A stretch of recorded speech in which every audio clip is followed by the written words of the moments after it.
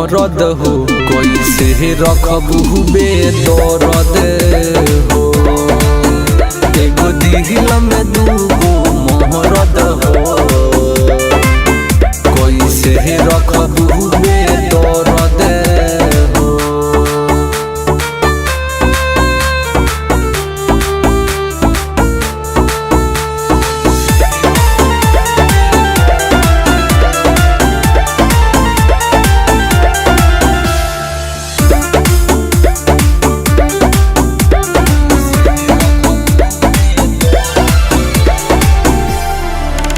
अखिया से देखले नी गोरी तोहरो सच्चाई हो। तुहरा से दिल लगा के हम बहुते पछताई हो।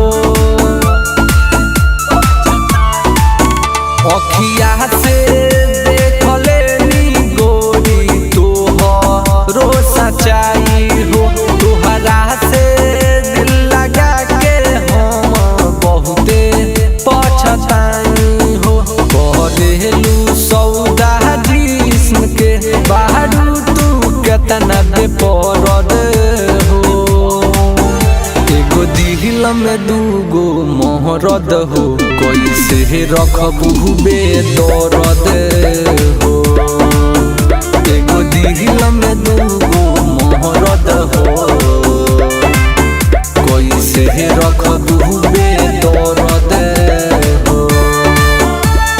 Perfect recording studio Motihari.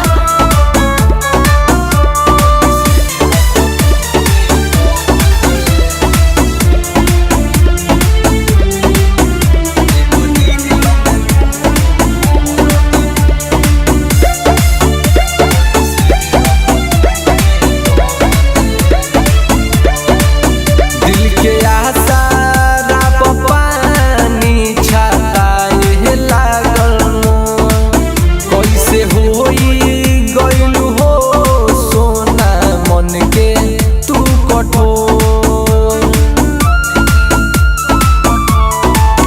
दिल के आसारा पे पानी छाताए लागल कैसे होई गइलू हो सोना मन के तू कठोर।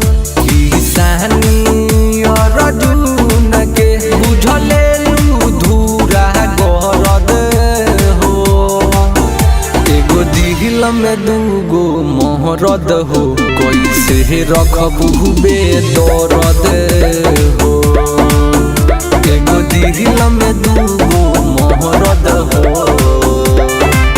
कैसे रखबू बेदर्द।